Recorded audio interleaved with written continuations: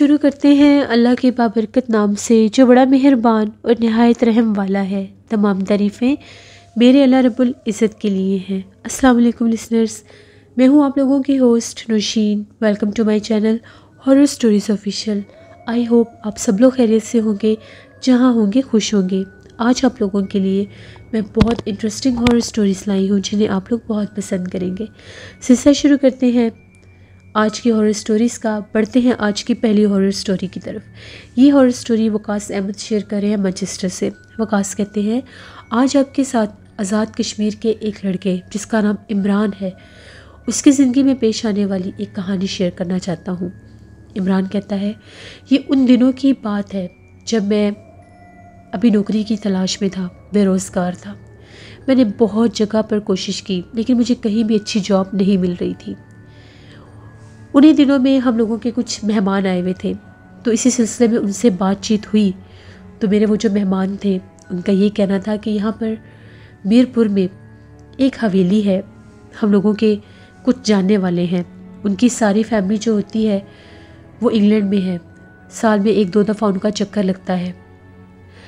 यहाँ पर उनके वालिद साहब होते हैं, उनको एक ऐसा बंदा चाहिए जो परमानेंट उनके साथ रह सके, हवेली की देखभाल भी करे और उनका भी ख्याल रखे। लेकिन उनको कोई इस तरह का आदमी अभी मिल नहीं रहा। अगर तुम चाहो तो हम लोग तुम्हारी नौकरी की बात कर सकते हैं। मैंने ये कहा कि बिल्कुल ठीक है, अगर आप बात करें तो मैं इस काम के लिए बिल्कुल तैयार हूँ। उन्होंने वो जो हाजी साहब थे उनसे जब बातचीत की तो मेरी भी उनसे बात हुई। उनसे एक दिन का टाइम मैंने फ़िक्स कर लिया। उस दिन मैं उनसे मिलने के लिए गया। उन्होंने मुझे सारी हवेली दिखाई। बहुत बड़ी, बहुत खूबसूरत हवेली थी, 2 मंजिला हवेली थी। वहाँ पर जो सर्वेंट क्वार्टर था वो भी था और उसके अलावा मेरे रहने के लिए भी एक क्वार्टर था जो कि बहुत साफ़ सुथरा और बहुत हर ज़रूरत की चीज़ वहाँ पर मौजूद थी। मैंने ये कहा कि जी मैं बिल्कुल यहाँ पर रहने के लिए तैयार हूँ, मैं आपका भी ख्याल रखूँगा और पूरी हवेली का भी ख्याल रखूँगा। मैंने वहाँ पर रहना शुरू कर दिया। जो हाजी साहब थे जिनकी वो हवेली थी वो बहुत अच्छे इंसान थे, बहुत मिलनसार इंसान थे। मेरा उनके साथ काफ़ी दिल लग गया। मैं उनका बहुत ख्याल रखता था, हवेली का भी बहुत ख्याल रखता था। जो भी काम काज होते थे मैं सभी कर लेता था। इसी तरह से दिन गुजरते गए। एक शाम की बात है, मैं अपने क्वार्टर में था तो एकदम से मुझे हाजी साहब का ख्याल आया कि मैं उठता हूँ, जाकर ज़रा उनसे पूछ लेता हूँ अगर उन्हें किसी चीज़ की ज़रूरत हो तो कहीं मुझे आवाज़ें ना देते रहे। मैं काफ़ी देर से अपने क्वार्टर में था। मैं उठा और हाजी साहब का जिस तरफ उनकी रिहाइश थी हवेली के उस हिस्से में गया, उनको आवाज़ें देता रहा। बरामदे में भी देखा, कहीं हाजी साहब मुझे नज़र नहीं आए। उनकी जहाँ रिहाइश का थी उसके पीछे तरफ उन्होंने एक छोटा सा कमरा बनाया हुआ था जहाँ पर उन्होंने टीवी भी रखा हुआ था और भी सोने का भी सारा सेटअप वहाँ पर था। उस तरफ जब मैं जाने लगा तो वहाँ की लाइट जल रही थी। मुझे लगा कि हाजी साहब यहाँ पर बैठे होंगे। मैंने दरवाजे पर दस्तक दी, उनको आवाज़ दी लेकिन मुझे कोई जवाब नहीं आया। 2 दफ़ा आवाज़ दी, फिर कोई जवाब नहीं आया, ना ही टीवी चल रहा था। जैसे मैंने कमरे का दरवाज़ा खोला तो अगला मंजर देखकर मैं चौंक गया। हाजी साहब का किसी ने कत्ल कर दिया था और उनकी डेड बॉडी जो थी वो सोफे पर पड़ी हुई थी। ये मंजर देखकर मैं तो कांपने लग गया।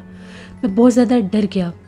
मैंने इधर उधर देखा, मुझे कोई नज़र नहीं आया। हाजी साहब इतना ख़ास किसी को जानते भी नहीं थे।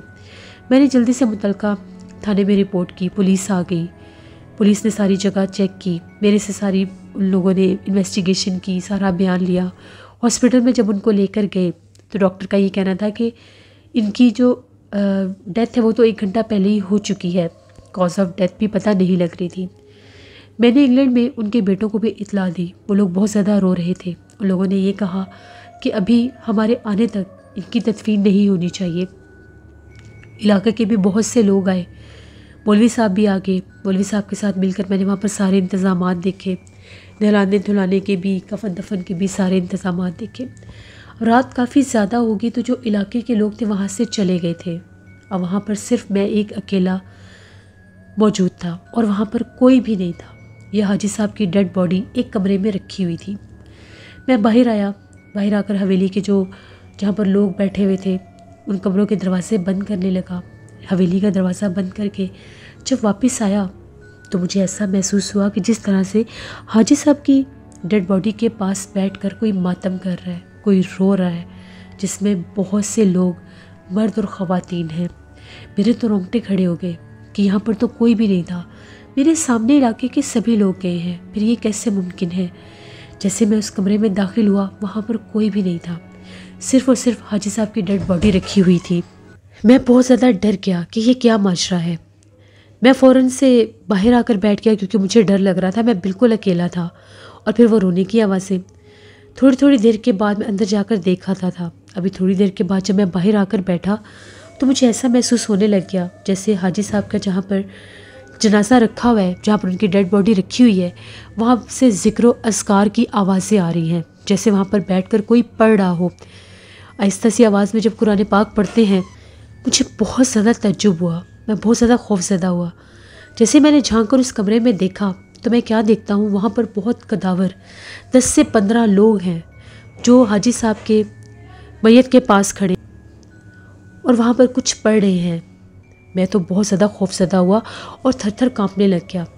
ऐसा मुझे महसूस हुआ कि जैसे उन लोगों ने मेरी मौजूदगी को भांप लिया है। मेरे देखते ही देखते वो सब गायब हो गए। मैं फिर उस कमरे में दोबारा दाखिल नहीं हुआ। मेरे खौफ से बुरा हाल था। वहाँ पर मेरे पास कोई मौजूद भी नहीं था। खैर सुबह फजर के अजान के करीब उनकी फैमिली पहुँच गई, उनके बेटे पहुँच गए। मैं बहुत ज़्यादा खौफज़दा था। हाजी साहब को देखकर वो बहुत ज़्यादा रोए। बहुत अच्छे उनके बेटे थे। हाजी साहब की तदफीन के बाद मैंने उनके बड़े बेटे से इस मौजू पर जब बात की तो उनका ये कहना था कि हाजी साहब ने अपनी ज़िंदगी में एक चिला किया था। वो चिला उन्होंने इसी हवेली में किया था और वो चिला उनका कंप्लीट भी हुआ था और इसके साथ साथ वो उस चिले में कामयाब भी हुए थे।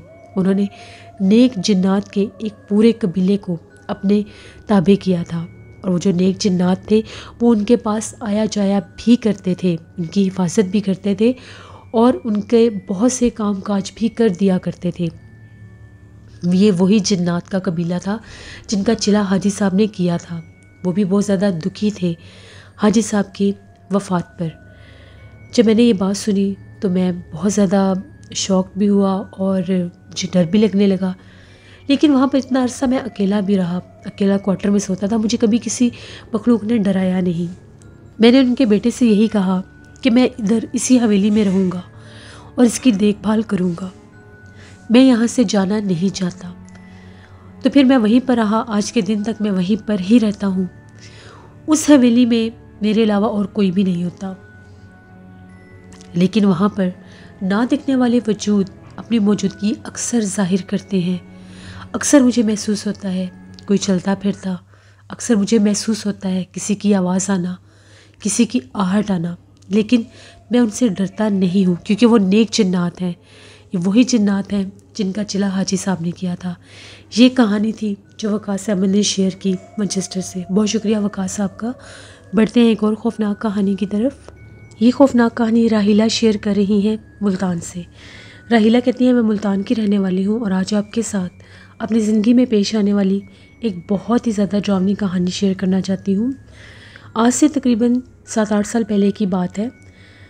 एक दफ़ा रात का वक्त था तो अचानक से मौसम बहुत ज़्यादा ख़राब हो गया।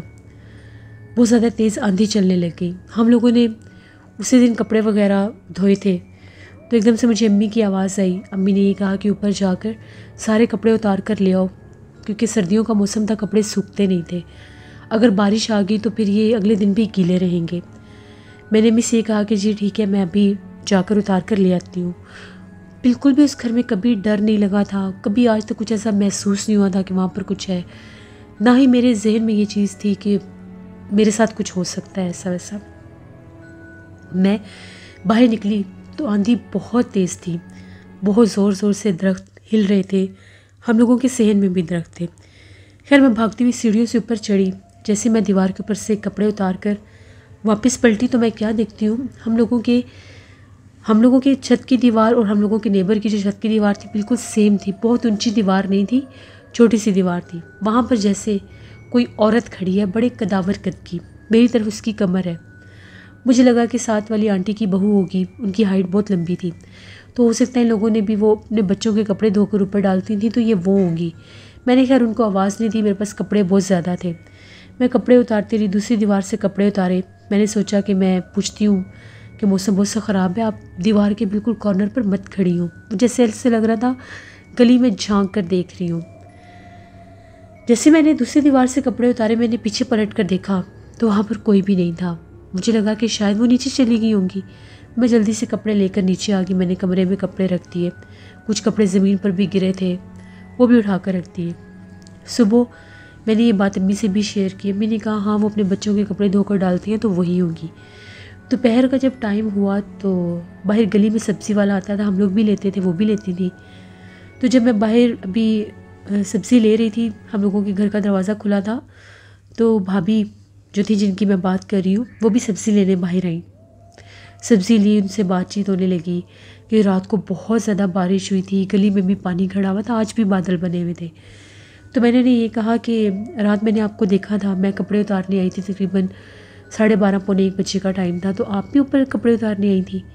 बड़ी हैरान होकर मेरे मुँह की तरफ देखने लगी और ये कहने लगी नहीं मैं तो ऊपर नहीं आई, ना ही मैंने कल कोई कपड़े धोए थे, मैंने तो 2 दिन पहले ही सारे कपड़े धो लिए थे, हम लोगों में से तो कोई भी ऊपर नहीं आया।